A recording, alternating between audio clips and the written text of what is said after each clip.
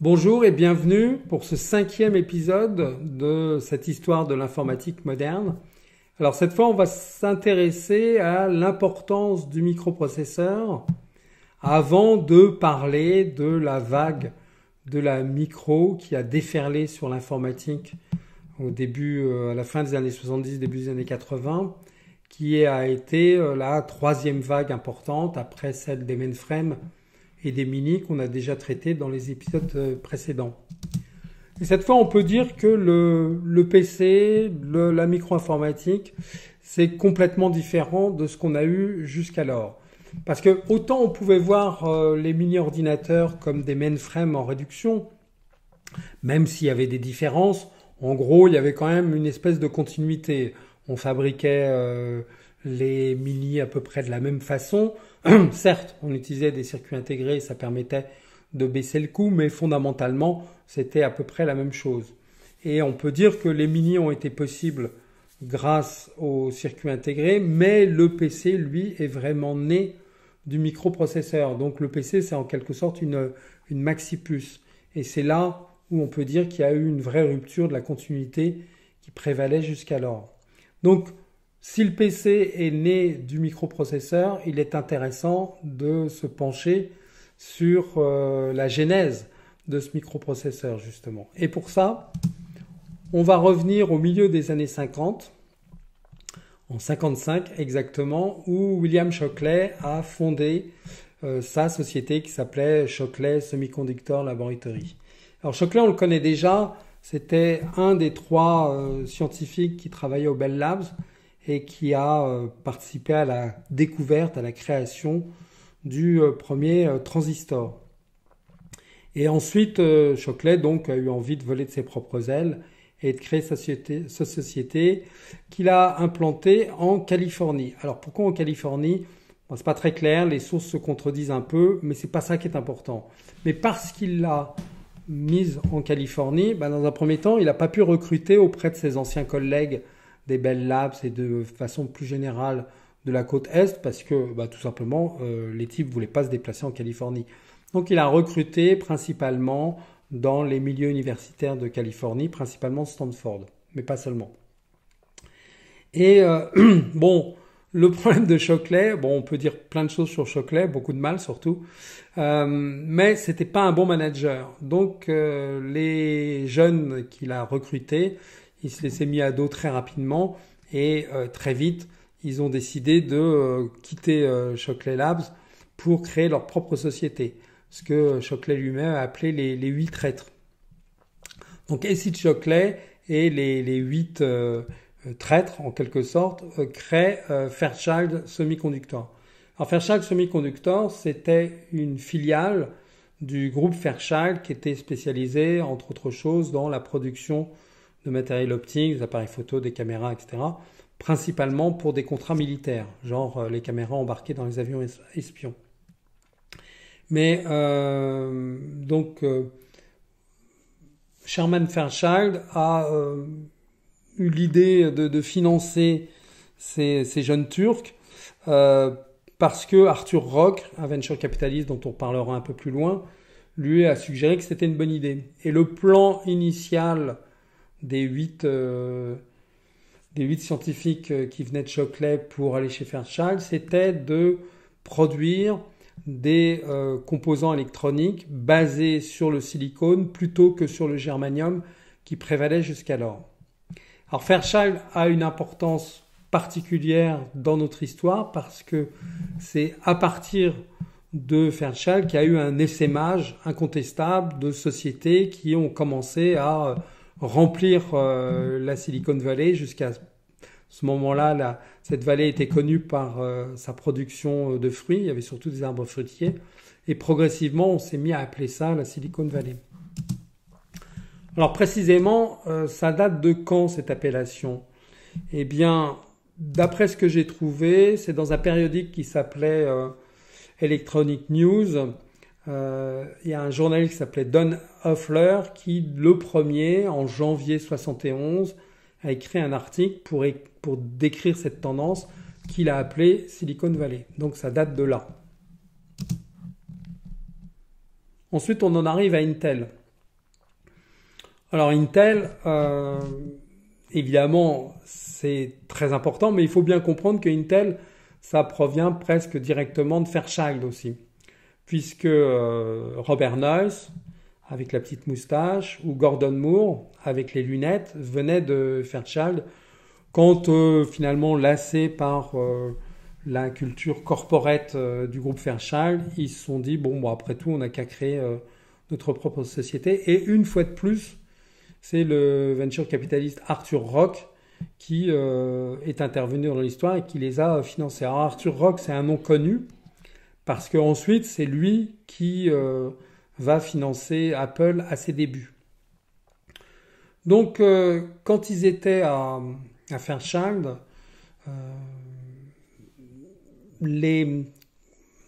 Robert Noyce en particulier a été instrumental dans la production en masse de circuits intégrés, parce que même si c'est Jack Kilby qui travaillait chez Texas Instruments qui le premier a imaginé le principe de fabrication de circuits intégrés, en vérité ça permettait pas de faire de la production en volume. C'est le planar process, une invention de Robert Noyce, qui en fit une version vraiment industrialisable et donc la production en volume. Donc on en vient à Intel, donc créé en 68, et dès 69, donc Intel dans un premier temps produisait des puces mémoire. Mais comme il faut bien vivre, elle acceptait des contrats externes tels que Busicom, une société japonaise, qui leur a dit il faut me réaliser toute l'électronique de mon prochain modèle de calculatrice qui fera ceci et qui fera cela. Et donc ils ont confié le projet à Ted Hoff, qui a vite réalisé que le design imaginé par Busicom était complètement dispersé, qu'il y avait bien trop de composants et qu'on pouvait regrouper certains de ces composants en un seul. Et c'est comme ça qu'il a eu l'idée du premier microprocesseur, le 4004, qui a fini par être produit par Intel en 71. Alors, Ted Hoff est mis en avant comme celui qui est à l'origine du 4004, mais en fait, il faut savoir que c'est Federico Fagin qui a fait le gros du boulot, c'est-à-dire Ted Hoff a tracé les grandes lignes, a été en quelque sorte l'architecte du projet, mais celui qui l'a réalisé, c'est Federico Fagin. Mais bon, l'histoire a principalement retenu le nom de Ted Hoff. Alors, est-ce que le 4004 aussi a été le premier microprocesseur tout court? Oui et non, ça dépend des sources. Mais une fois de plus, on s'aperçoit que quand une idée est dans l'air, elle finit toujours par apparaître. Alors, il s'avère que, sans doute, c'est à Intel que le microprocesseur est né pour la première fois, mais il y avait d'autres projets concurrents dans d'autres sociétés de composants qui ont abouti au même résultat à peu près au même moment. Donc on va se focaliser un peu sur le personnage de Federico Fagin, qui est bien moins connu que Ted Hoff. Et pourtant, non seulement il a contribué à finaliser le 4004, mais il a travaillé également sur le 8008, sous la direction de Ted Hoff, et sur le 8080. Donc un personnage important. Alors comment est-ce que ce premier microprocesseur et les suivants, puisque Intel s'est pas contenté de faire le 4004, ils sont tout de suite enchaînés sur le 8008, a été reçu par l'industrie de l'informatique? Pas bien, dans un premier temps. La réaction unanime des grands constructeurs de mainframe et de mini, c'était le microprocesseur, c'est pas pour nous, c'est trop petit, trop peu performant. C'était pas dans leur culture technique. Et puis surtout, ça attaquait le cœur de leur valeur ajoutée. Les constructeurs de mainframe et de mini, ils pensaient que la partie noble de leur machine, c'était le processeur. Et ils voulaient le faire eux-mêmes pour y mettre le maximum d'innovation, de différence, d'avantages par rapport à les concurrents. Acheter donc une source tierce disponible pour tout le monde, c'était pas du tout dans leur calcul. De plus, il faut se remémorer qu'à l'époque, le 4004, donc c'était un processeur 4 bits, il était beaucoup moins performant que ce que DEC, par exemple, préparait pour son prochain VAX, à savoir un processeur 32 bits. Alors par la suite, Intel s'est pas contenté de rester sur le 4004, mais elle a fait évoluer sa production avec un nouveau processeur, le 8008. Alors le 8008, c'est un peu comme Busicom, ça vient d'une commande d'un constructeur de terminaux, DataPoint, qui lui a demandé ce processeur. Donc ils se sont basés sur leur expérience du 4004, mais cette fois en faisant un processeur 8 bits.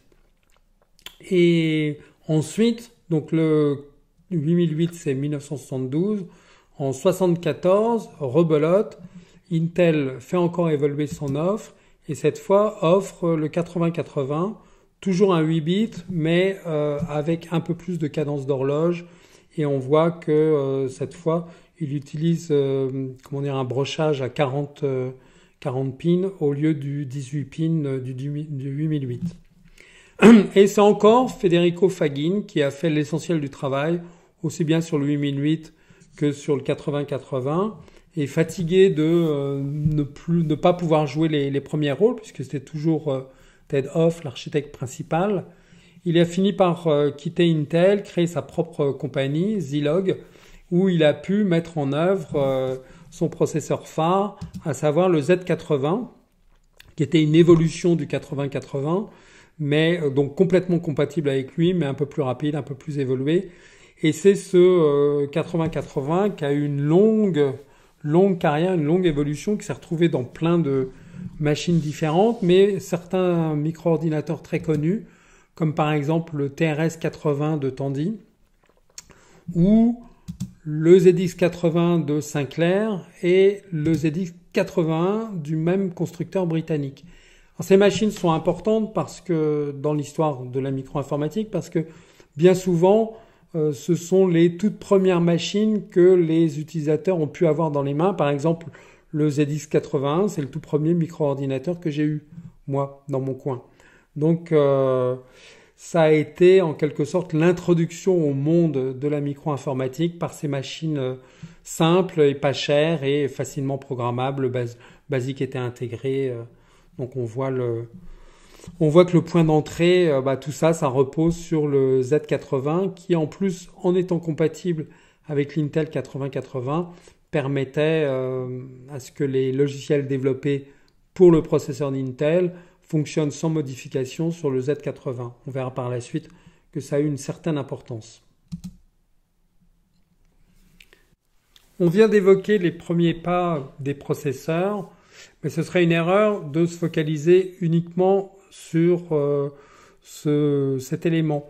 Car pour que la vague de la micro-informatique soit possible, il fallait également qu'il y ait des périphériques de stockage qui soient bon marché et performants. Et c'est là où on va s'intéresser au personnage d'Alan Shugart, qu'on voit ici en photo à gauche, qui a été instrumental dans cette évolution. Donc Shugart commence sa carrière à IBM en 1951. Il commence par travailler sur le projet du 305 Ramac, ce gros disque dur qui coûtait des millions et qui stockait généreusement 5 mégaoctets, qui a été utilisé pour la première fois sur le projet Sabre pour American Airlines. Ensuite, il fait partie du groupe qui travaille sur le tout premier floppy disk, toujours chez IBM, disque amovible de 8 pouces, qui sera finalement commercialisé par IBM en 71. En 73, il crée Shugart Associates et on voit par exemple que Shugart Associates commercialisait les premiers floppy disks de 5 pouces 1 quart qui étaient disponibles largement avec une politique de réduction de prix chaque année. Mais finalement, Shugart Associates est revendu à Xerox et Shugart n'en reste pas là. Il crée Shugart Technology en 79 avec Finis Connor. Par la suite, le nom a changé en Seagate et le nom Seagate est plus connu que Shugart. Mais ce qui est important, c'est que au sein de Shugart Technology, il crée le ST506 qui a été le tout premier disque dur à utiliser des disques de 5 pouces 1 quart de diamètre, c'est-à-dire environ 13 cm, et qui offrait une capacité de 5 mégaoctets. C'est ce disque dur produit en volume qui a permis l'essor de la micro-informatique professionnelle. Par exemple, c'est ce disque dur précis qui a été utilisé sur le PC XT. Donc on voit là que Shugart a participé à son niveau et de façon importante à la vague d'offres tiers, aussi bien processeurs que disques, que différents périphériques comme les imprimantes, etc., qui ont rendu véritablement la micro-informatique possible. Et là, on en vient à une des règles qui régissent notre informatique depuis ces temps-là et même encore aujourd'hui. C'est qu'on a affaire à une électronique dont l'architecture se fige relativement rapidement, mais aux progrès de capacité qui sont permanents. C'est-à-dire que c'est toujours plus petit, toujours plus vite, toujours plus de stockage, par exemple pour ce qui est des disques durs, et pour toujours moins cher. Alors, pour ce qui est des composants électroniques comme les processeurs, on a la loi de Moore qui a permis de suivre cette évolution avec un doublement de la densité tous les 2 ans. Et la loi de Moore s'est vérifiée pendant des décennies. Très récemment, elle ne se vérifie plus parce qu'on est arrivé à une densité tellement importante qu'on tombe sur un mur et on ne peut pas faire tellement mieux. Mais pour ce qui est des progrès des disques durs, c'est tout aussi spectaculaire, voire encore plus. La société Seagate a calculé qu'en 29 ans, elle avait fait descendre le coût du mégaoctet sur disque d'un facteur, tenez-vous bien, vous n'allez pas en croire vos oreilles, d'1 300 000. C'est-à-dire que le rapport prix-performance a été amélioré 1 300 000 fois en 29 ans. Ça donne une idée de l'évolution, de cette évolution technique permanente qui a été un driver formidable dans la vague technique qui a submergé toute l'informatique depuis les mainframes jusqu'à l'avènement de la micro-informatique, jusqu'à l'avènement du cloud aujourd'hui. C'est véritablement ce progrès permanent des capacités qui a été un driver formidable. Ceci dit, l'autre règle à bien intégrer, à bien comprendre, c'est que si le matériel apporte des capacités techniques, ça sert à rien, ça permet rien si vous n'avez pas du logiciel pour l'exploiter. Le logiciel, lui, permet des applications. Alors en matière de logiciel, il y a évidemment plusieurs couches et le logiciel système, on a du mal à le voir comme une véritable application, mais c'est celui qui permet d'accéder et d'exploiter les capacités et permet aux couches supérieures d'offrir des vraies fonctionnalités, un véritable usage pour l'utilisateur final. Et c'est ce driver-là, cette explosion-là dans l'offre de logiciels qui a permis d'aboutir à l'informatique qu'on connaît aujourd'hui. Voilà, cet épisode 5. Dans le prochain épisode, on va pouvoir commencer à aborder les premiers pas de la micro. Merci pour votre attention et à très bientôt.